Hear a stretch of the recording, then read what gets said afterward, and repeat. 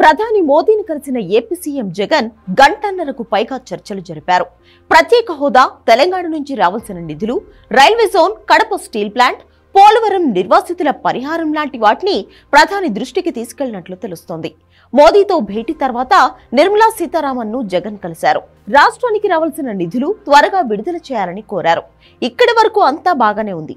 పొత్తుల వ్యవహారంలో బీజేపీ పెద్దలతో చంద్రబాబు భేటీ అయి ఇలా రిటర్న్ అయ్యారో లేదో జగన్ సమావేశం కావడం ఇప్పుడు ఏపీ రాజకీయ వర్గాల్లో ఆసక్తి రేపుతోంది. టీడీపీ జనసేన పొత్తుగా 2024 ఎన్నికల్లో పోటీ చేస్తుండగా ఇప్పుడు బీజేపీ కూడా దాదాపు జతకట్టేందుకు రంగం సిద్ధం చేసుకుంది.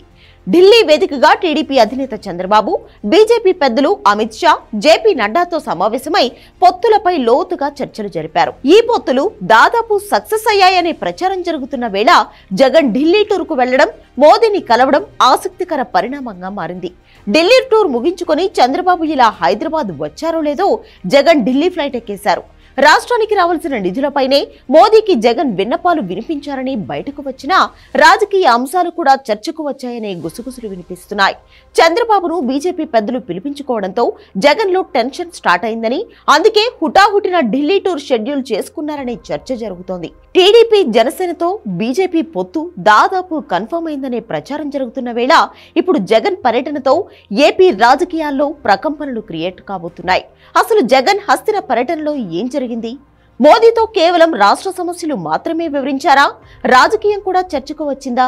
నిజంగా వచ్చి ఉంటే మోదీ రియాక్షన్ ఏంటి? బీజేపీ నిర్ణయం ఎలా ఉండబోతుంది అన్నది $1 మిలియన్ ప్రశ్నగా మారింది.